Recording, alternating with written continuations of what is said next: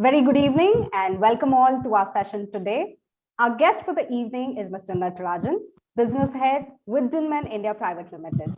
I would like to begin by introducing Mr. Natarajan, who has over 20 plus years of experience in the industry in various domains such as sales, procurement, manufacturing operations, supply chain management, logistics, to name a few.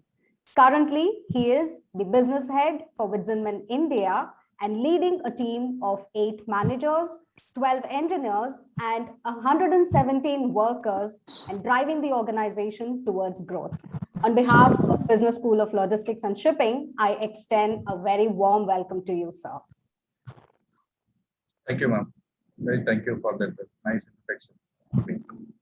Sir, I would first like to begin by introducing BSLS to you. I would like to introduce our institute and share some of our achievements. Sir, Business School of Logistics and Shipping was incepted in the year 2016 by our founders, Ms. Jayashree and Mr. John. So Jayashree comes with about 25 plus years of experience in the industry. She was associated with DHL, a leading freight forwarding organization. And in her last assignment, she was heading the India supply chain management team. And John, again, comes with an industry experience of about 25 plus years from the liner shipping background. Together, they started Business School of Logistics and Shipping with an aim to produce and develop skilled and trained workforce for the industry. So over the years, BSLS has trained almost 233 students. This is our graph showing the number of students we have trained by year. 2017 19, 2018 42, and the growth has been only going in the positive direction. 2020, the pandemic struck us all. And in fact, it was a blessing for BSLS, wherein we launched our online classes and were successful with it. So this is a little data to help you understand. A total of 233 students who have successfully completed their course and passed out of BSLS. BSLS is an approved training partner of Logistics Sector Skill Council, which falls under the Ministry of Skill Development and Entrepreneurship. And like I said, that the institute's aim is to develop trained workforce focused only towards logistics and supply chain management. And therefore, keeping that in mind, the directors have come up with these set of papers in which the students are trained. So we have offered technical papers, around 5 technical papers and 5 general papers. And the technical papers cover almost all the aspects of logistics and shipping, such as fundamentals of shipping, customs clearance, sea and air freight, forwarding procedures. And towards the general management paper, we also cover sales and marketing, foreign trade management, to give the students an insight about the trade in terms of imports and exports, etc. And also the directors understand the importance of attitude in an organization. To be successful in career, it's not only your technical skill set, but also your attitude that adds up to your overall growth. And therefore, they have very cautiously inbuilt the organization behavior and attitude as a paper. And all our students go through a minimum of 15 to 20-hour training in organization behavior and attitude. So that is about the papers that we cover in the institute. We also partner with industries and extend our support in training requirements. A couple of the trainings that we have done is sales training for Consolidators Association of India. It was a 2-day training program. Then we have done mid-level managerial training for Mountain Shipping. Moving forward, a warehouse team training for the TVS supply chain team. And a couple of our convocation, sneak peek into the convocation. So thus far, we have had 3 convocations. This was the first convocation held in December 2017. With our growing team of students and faculties, our second conversation, and our third virtual convocation during the pandemic, sir. And also, the directors have been recognized by various parties in the trade, and we have the LSE giving away the Entrepreneur of the Year award for our directors. Another accolade is the Entrepreneur for the Year by MSME. And moving forward, Entrepreneur of the Year 2018 under Bharat Nirman. And a sneak peek into the employers. So currently, we are having a footprint across logistics organizations, leading manufacturing companies, and also port authorities. So right now, our students are placed in these many organizations, both here in India and also a few of them overseas. So this is a short introduction about BSLS to you, sir. And I would now request our director, Mr. John, to share a few words with you, please. I hope you got a gist of what we have been doing. It's about 4 years of operation and training, empowering youth. Most of the youth have a challenge is, how do I get a career started? So that's when I was starting in 1990, we didn't have a designed course in logistics. So we just joined a company, like we used to call it, like you're assisting somebody in some department. I started with a Japanese company.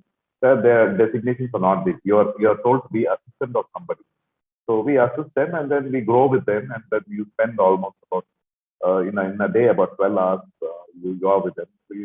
But there is no structured way. So I was thinking, how do I visualize to make this as a training as in logistics, so a formal one. So that is how we dwelled over 6 months. 2016 and 17, we launched BSLS. So it was 4 years, about 200 students. I mean, thanks for saying the Shivaranjani. I myself lost count. Like, we do batch after batch, and then I have not stood take account. So I'm really happy the way we done, like 4 years and 200 students, out of which like about 90% we have sort of put them in the industry, and most of them have stayed in the industry, which is the most important. So thank you, Shivaranjani, for doing that nice presentation, and thank you, sir, for being patient to listen to who we are. And I thank you for now going to shed light on the industry from your side, and welcome you once more. It's really thanks, sir, that what you, Shivaranjani, is portrayed about your institution, about you, and as well as your institution. This is nowadays you are bridging the gap between the industries and the students. You are really took the one necessity actions, fulfill or develop the skilled persons to the industry, who industries or immediately catch the industry standards. So this will definitely will give the new dimensions. Guys, Natarajan sir has come to share with us about his organization. What is Vidzanman? What do they do? Sir has also tried to showcase the supply chain on an overall view for you all to understand how things happen from a manufacturing perspective, right? Good evening, students and BSLS team. This is the very good session. I to be here with the students for this session. So I hope you will be learn through the session, and you will come across and you will come to know that what industries now are doing. And after that, after this presentations, please let me know that your questions and queries, whatever you have in your mind, whatever way or what I learned or we learned in the industry's past 20 years, that I can share you, or I can express how I crossed that. That will be helpful to you in the future career. The Vidzanman Group is that the 641 million euro turnover company worldwide, and we have about 4,690 employees globally. And our main business unit is at automotive engineering and industries, then technical building equipment and aerospace. Our headquarters situated in Germany, Pforzheim, and still this is a family-owned company. And we have 24 companies in 19 countries, I can say. Then, as I mentioned to you, that our industries, our portfolio, our product portfolio for these various segments, inclusive automotive industry, aerospace, and technical building. So, the Vidzerman competency is the process and product development, then welding and soldering, then welding, testing and simulations, then technical cleanliness, and the material technology, then forming. These are our core competencies. About 66 years journey of Vidzerman. Vidzerman actually originally jewelry factory. They experienced in the jewelry. They started the jewelry factory. Then they invented the metal hose from the jewelry. You know that nowadays you can see a lot of advertisement, jewelry advertisement. Like you can see the necklace, the flexible necklace are there, and the flexible arm are there. So that's invented by our Vidzerman through flexible hoses. So that's how this all flexible jewelries metal forms came. Through that only they found a lot of product for industry applications like flexible metallic elements, many things. Then 1991 they enter into that automotive industries. Then after that they become globalizations. They did a lot of manufacturing plant set up in around the globe apart from Europe. Then 2003 they made a precision bellows. And then 2009, Sun reactor, one of the important reactors in Europe, advanced technology in that our product was there. And then 2018, we are now innovating the product for e-mobility. Like you could see that now the future is e-motor, e-mobility. That means diesel engines and petrol engines will be vanish out, and the electric motor vehicles will be coming in the picture. For that, they are innovating a lot of product now. This is our management who is sitting in Germany. The people are executing the total operations. I told you that it's a family-owned company, but the family will not interrupt in the business with the executive board members run the show. So this is our responsibility for the future. We have a social responsibility, and we have a sustainable report and sustainability in order to reduce carbon footprint. And then we have an education center, also the daycare center. These are the things from our company for social responsibilities. This is our success factors. We are present in around the globe. Wherever we will be there. And we are the serial suppliers for all the products. And also we are having a continuous innovation. Still we are doing patent right for new product. And then we will transfer the know-how for applications to the across globe Vidzerman employees. Coming back to the Vidzerman India. So in India, Vidzerman what is doing that Vidzerman India's turnover about 100 crores, and we have employee about 188 employees. And again here that the same business unit we have, automotive and expansion joints, metal bellow and metal hose. In India, we have 2 locations. Then this is a 20 years journey of Vidzerman India. Vidzerman India started a business in Kolkata in 2001. Then we started a small assembly production in Kolkata 2006, and 2007 in the Chennai plant established. From there, we keep on rocking that 2008 assembly production and SKD parts, commercial vehicles, we commenced. And 2010, bellow production commenced. And 2013, we had a market share of about 50%, more than 50%. And 2019, we commenced industrial application expansion plans. We expanded further in the same premises in India, in Chennai. Finally, I will come to the logistics flow. How we are managing our logistic flow in our factory. Just I will show you that our flow. You can see the Vidzerman plant is there left side, and the goods are there. That will be sending to full load vehicle through vehicles. You can see that the 20 feet vehicle or 40 foot vehicle, 22 foot, many kind of vehicles are there. So in according to our requirement and according to the dispatch plan, that full load vehicle we will plan to our customer, our Chennai customers, especially our Chennai customers. Then we'll deliver our goods to customers, then taking the empty bins. These all are going through the returnable packing systems. You might be know that the returnable packing systems. So we operate through a returnable packing system. We will send the goods through returnable packing system and deliver the goods. Then the empty bins will collect the same truck and come back to Witzerman, India. And then from our factory to the outsessions, you see that you know that all the OEMs is not situated in Chennai. Many OEMs is situated in Pune and Delhi, the eastern region. So we have to operate through logistic at warehouse. You see that from Witzerman plant to we send every day LCL, which means less than cargo load. You could ask that why you are not sending the full load cargo. Because full load cargo, our product is a very small product, and that is not a volumetric product. And also that one you should understand, our customers and all required that JIT delivery.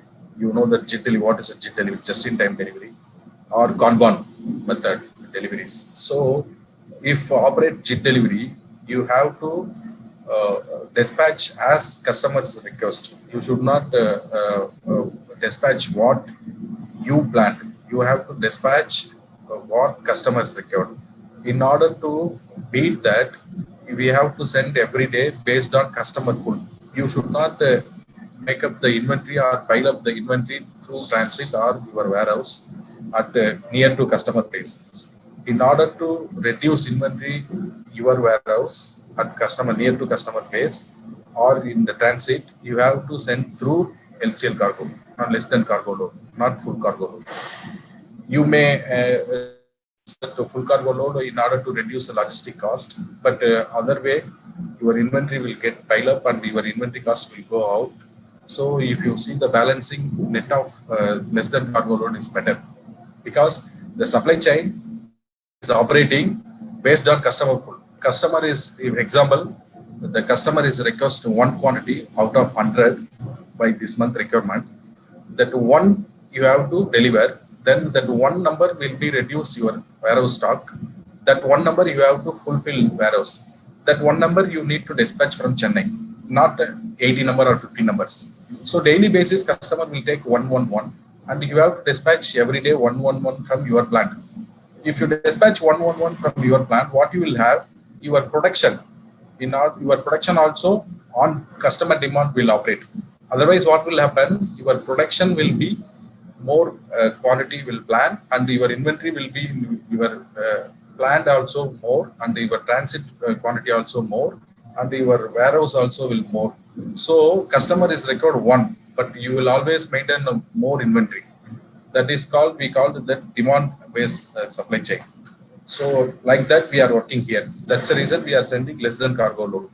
So here we are sending less than cargo load to warehouse and nearby customers, Pune or Delhi, wherever, or Bangalore. And we will maintain the 1 week stock over there. And then customer every day pull from the warehouse as per the requirement. This is a model we are operating. This flow will show to how we are operating FCL shipment from import supplier like Korea, China, any other countries. So you can see that we will operate directly, place the container, 40-foot container or 20-foot container to the suppliers, and the full load container will get connect to the port at origin, then connect to the vessels, then directly come to India and the clearance, and Switzerland, India will get the parts. And the next slide, if you see that the LCL, that will be consolidate and then connect to the vessels, then come to the India. You can see many suppliers, we will send the LCL load and they will collect and get the warehouse and consolidate the shipment, then we'll put into the vessels that will come to the Witzerman, India. So this is a flow for LCL from other countries. Previous slide shown about the full load containers. The only thing is missing from here to there,